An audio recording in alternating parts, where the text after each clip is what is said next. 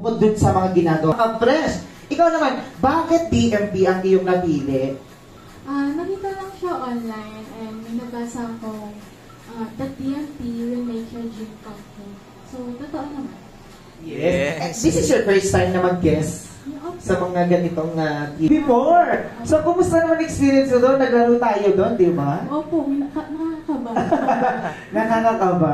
Oo. So, excited ka na ba na bumalik tayo ulit doon? Siyempre, babalik tayo ulit doon. Yes. At ito naman, siyempre, ang ating binibini dito sa ating naka-Floral Saturday. Ikaw naman, binibini.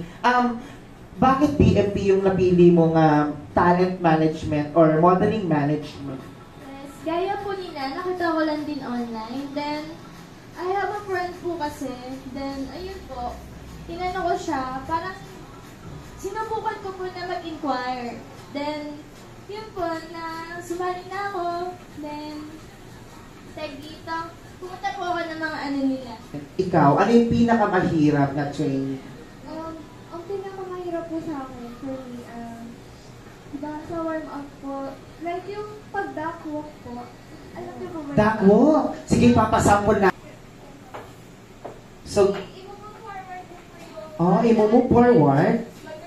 Magbe-bend?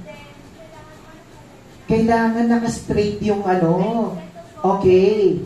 Kailangan po ako medbot. Oh my God! Sa duck walk, doon ka din po matututo mag-balance po ng katawan. Oh, so kailangan mo talaga mag-sway ng hips? Opo. So kailangan mag-sway natin. So, what is the most hardest or the most difficult training under DMP modeling management for you? I feel like it's almost the same thing because during the day we have to take a step, you bend your feet, And then weigh your hips. What is your favorite training or catwalk or walk? Yeah, I think it's a catwalk. Oh, the catwalk. Okay, papasample natin siya mamaya ng kanyang catwalk. Okay, so ito naman, ano yung pinakamahirap sa'yo? Ikaw naman, ano yung pinakamahirap na training sa'yo dito sa DMP?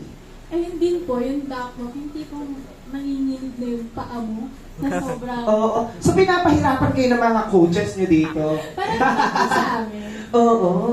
Tapos, yung kapag hindi mo nagawa, kailangan babalik ka ulit sa umpisa.